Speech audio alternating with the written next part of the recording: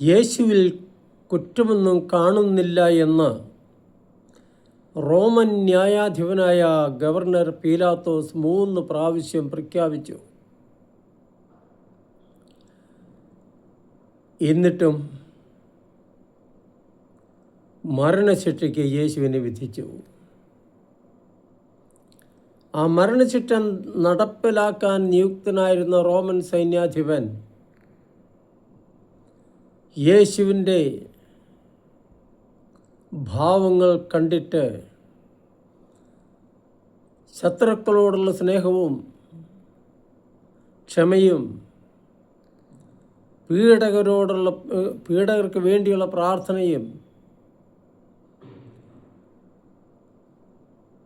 സഹനവും എല്ലാം കണ്ടിട്ട് പ്രഖ്യാപിക്കുകയാണ്, ഈ മനുഷ്യൻ നീതിമാനായിരുന്നു.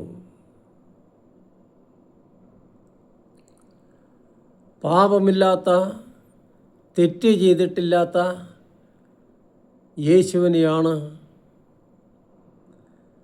യഹൂദരും റോമാക്കാരും കൂടി കുരിശിൽ വധിച്ചത്. നൂറ്റാണ്ടുകൾക്ക് മുമ്പ് യേശയ്യാ പ്രവാചകൻ